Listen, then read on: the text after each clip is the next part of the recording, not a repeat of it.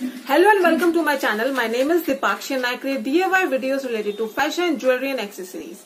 As we all know, Easter is around the corner, so this time we have got 3 easy ideas how you can make Easter accessories. To know more what it is, keep watching this video and don't forget to like, comment on this video and subscribe to my channel.